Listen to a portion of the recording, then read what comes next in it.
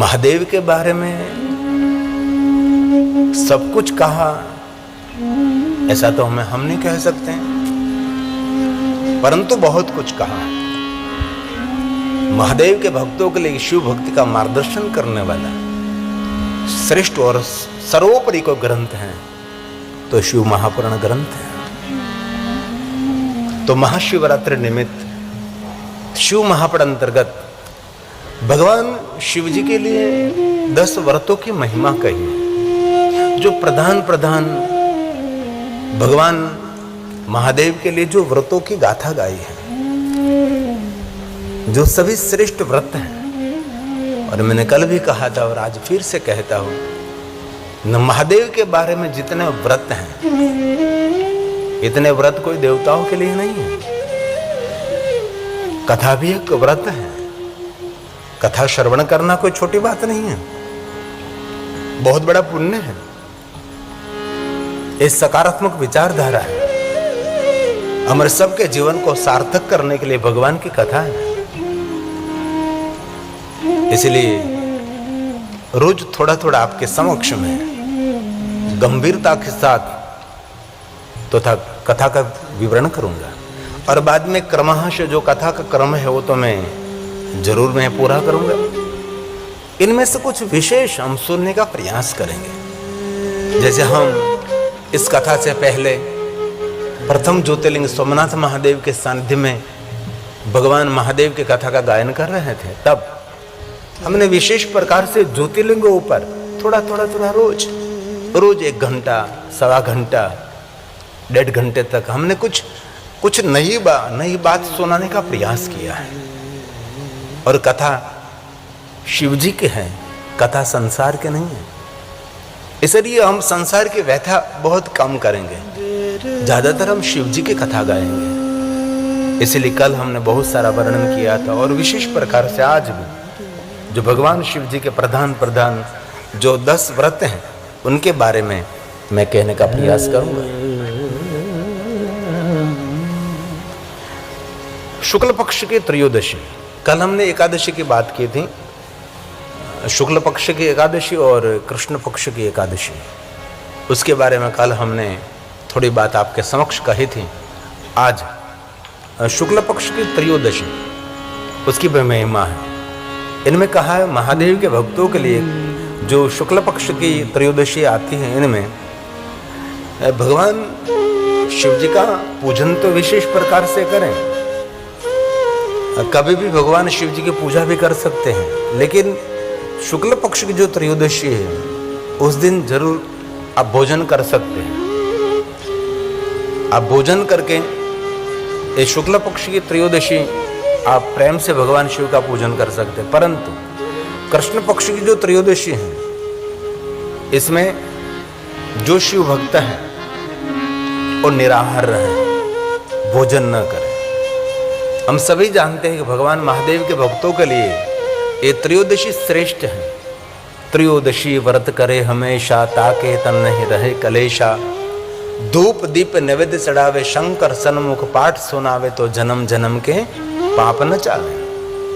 कृष्ण पक्ष की त्रयोदशी तो करनी ही चाहिए, जिनको हम शिवरात्रि भी कहते हैं। दर मास में जो त्रयोदशी है उनको शिवरात्रि कही जाती है, और 12 मास में एक बार जो आती है उसको महाशिवरात्रि कहते हैं। सभी व्रतों का व्रत ये महाशिवरात्रि है। उनके बारे में जरूर हम विस्तृत थोड़ा समझने का प्रयास करेंगे, लेकिन जो आपको योग्य लगे तो जरूर आपके कल्याण के लिए कृष्ण पक्ष की त्रयोदशी का व्रत करना चाहिए। कैसे व्रत करें, इनमें बहुत सारे मतांतर भी हैं। कृष्ण पक्ष की त्रयोदशी के दिन आप पूरे दिन निराहार रह सकते हैं। अन उपवास करने से आरोग्य बनता है।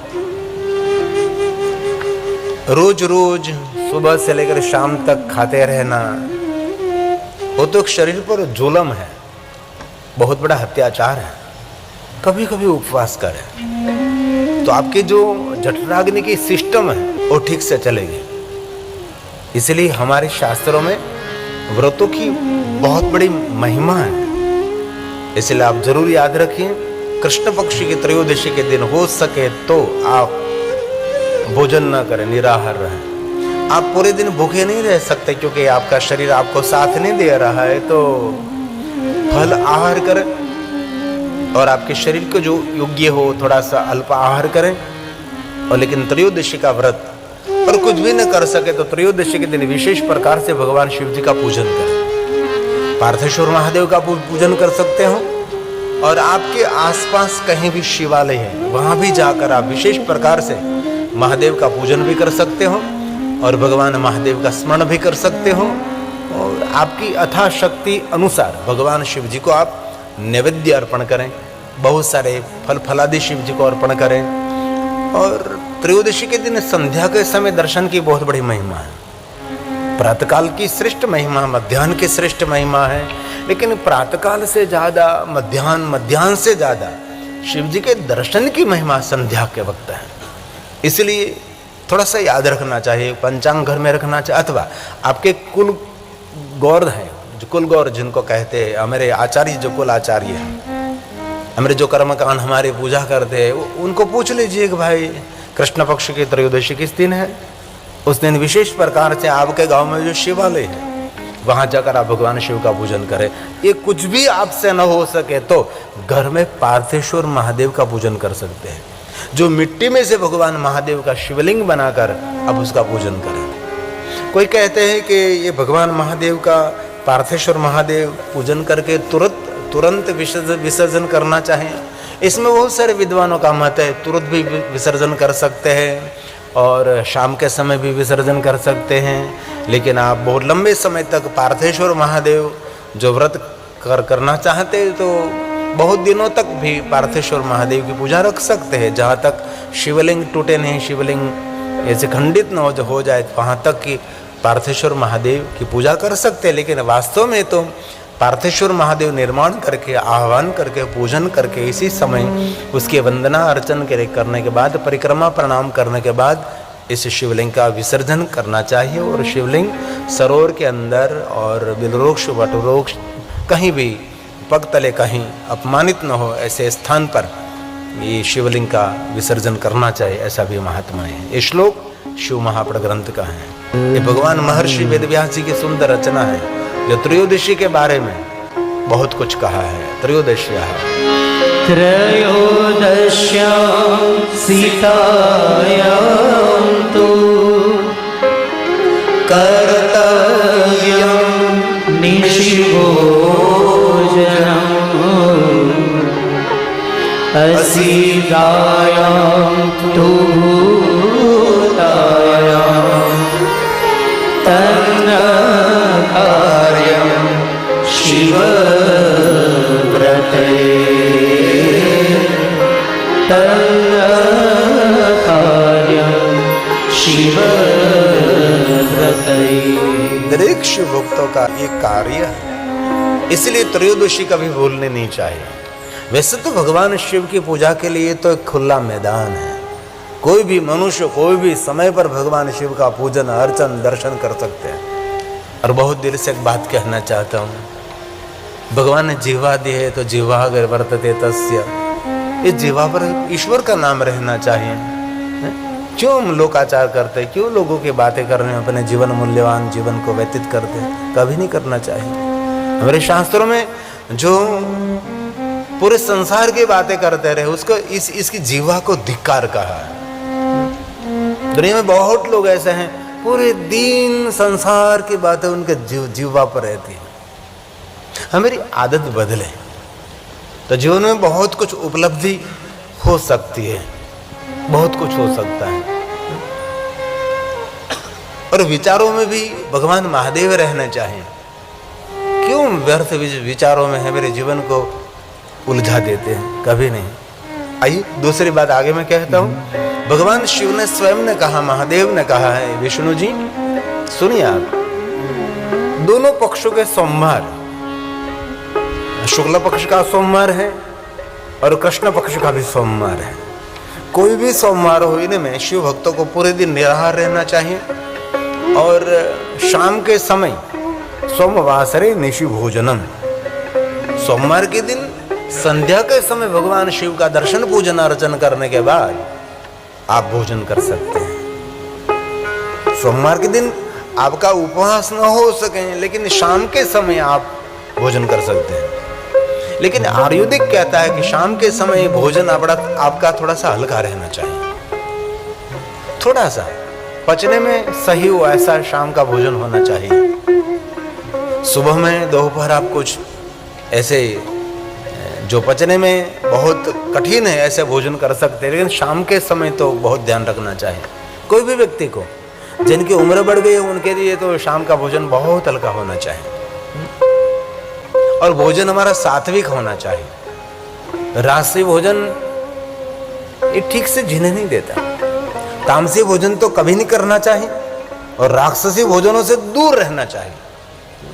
आजकल लोगों पर दया आती है, बहुत लोग राक्षसी भोजन करते हैं।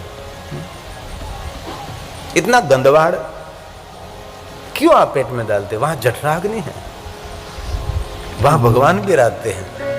ये हमारा मंदिर है, मंदिर की को गंदा कर देते हम। कहीं लोग नहीं खाने जैसा बहुत खाते हैं। भगवान ने खाने के लिए क्या क्या नहीं बनाया, जरा देखिए तो सर। कभी सब्जी मंडी में जाए तो देखे तो कितनी कितनी सब्जी है, क्या व्यंजन बना सकते हैं आप। अरे कितनी सुंदर व्यवस्था, कितने भोजन बना सकते हैं। हाँ, हमारे बहुत सारे युवा वर्ग कहाँ खड़े जो अच्छे लोग, जिनको समाज में हम सूर्ण समाज कहते हैं, सूर्ण समाज के लोग कहाँ, उसके युवा वहां कहाँ बैठे हैं। धिक्कार होना चाहिए। ऐसा कभी नहीं। और कल भी मैंने कहा था और बहुत सारी कथा में निरंतर मैं कहता रहता हूं कि वर्तमान युग में शुद्ध शाकाहारी रहना इस श्रेष्ठ तपस्या है। उससे बड़ा कोई तप नहीं है। भले आपसे कोई भी व्रत न हो सके, कोई भी व्रत न हो सके, लेकिन शरीर को गंदा मत करिए आप। जो कि आप सब तो कथा सुनते हैं, आप सबको तो बहुत अच्छे लोग हैं, आप सभी को तो मैं नहीं कहता, लेकिन ये तो ठीक है, लेकिन कान मार, लेकिन बहुत हृदय से मैं कहता हूं, कोई ऐसी वस्तु पेट में नहीं डालनी चाहिए कि जो आपके शरीर को खराब कर दे। आपकी कार खराब होगी तो दूसरी ले सकते हैं आप। आपका टू व्हील खराब हो गया तो दूसरा ले सकते हैं। घर भी खराब हो गया तो घर भी दूसरा बना सकते हैं, लेकिन आत्मा को रहने का घर ये जो खराब हो गया तो दूसरा कहीं बाजार में मिलता नहीं है। एकदम बहुत हृदय से मैं कहता हूँ। इसलिए तम्बाकू, गुटखा, सिगारेट, बीड़ी क्यों पीते हैं, मदिरापान क्यों करते हैं? कभी नहीं। ये भगवान ने दिया हुआ सुंदर तीर्थ है। साधन धाम मोक्ष कर द्वारा पाए न जेहि परलोक समान। परलोक की यात्रा करने के लिए अवसर है ये शरीर। बहुत हृदय से मैं आपको विनंती करता हूँ, जो कि आप सभी तो अच्छे हैं लोग, लेकिन कोई जो सुन रहा है और कोई मेरी बात चुन ले, इनमें से सुनते सुनते एक व्यक्ति का भी उद्धार हो जाए तो हमने बहुत सारे मंदिरों का जीर्णोद्धार किया हुआ समझना चाहिए। एक व्यक्ति का उद्धार बहुत सारे मंदिरों का जीर्णोद्धार है। इसलिए जीवन को गहराई से समझने की आवश्यकता है। इसलिए सोमवार शुक्ल पक्ष का हो, सोमवार कृष्ण पक्ष का हो, कोई भी सोमवार हो, हर सोमवार महादेव के भक्तों के लिए श्रेष्ठ है। सोमवार की बहुत बड़ी महिमा है। शांति देने वाला है, सुमति देने वाला है। सोमवार कोई सामान्य नहीं है, चंद्र संबंधी है। इस दिन अमृत का प्रभाव रहता है। सोमवार के दिन साक्षात शिव जी का स्वरूप है सोमवार। इसलिए सोमवारों का व्रत भी करना चाहिए। सोमवार के दिन विशेष प्रकार से भगवान महादेव का पूजन अर्चन दर्शन करें। सोमवार के दिन ज्यादातर श्वेत वस्त्र पहनने का प्रयास करें। श्वेत वस्त्र शांति देने वाला है। इसमें कॉटन पहनने का प्रयास करें तो मन की बहुत शांति लगेगी आपको। रेशमी वस्त्रों का थोड़ा सा त्याग करें और ऐसे कॉटन वस्त्र पहने तो आपको बहुत अच्छा लगेगा। आपकी मानसिकता, आपकी विचारधारा, आपके रहने कहने श्वेत वस्त्रों से और कॉटन वस्त्रों से बहुत कुछ अच्छा रहता है शरीर के लिए। ठीक है, कोई फंक्शनों में गए, कोई प्रसंगों में गए, प्रसंगोपात हम कुछ पहन लेते, बात अलग है, लेकिन हमारी रहन सहन थोड़ी सी बदलने की बहुत आवश्यकता है। कथा मतलब कि माला घुमाने के लिए मैं आपको कह रहा हूँ, मैं आपको हिमालय पहाड़ जाने के लिए कह रहा हूँ। कथा का अर्थ है आध्यात्मिक मोटिवेशन, जीवन का परिवर्तन, कोई नया आवर्तन करे तो हमारा वर्तन मंगलमय रहे। इसलिए भगवान की कथा है। इसलिए भगवान महर्षि वेदव्यास जी ने कहा सोमवार के दिन निशि भोजनम, भगवान व्यास ने गाया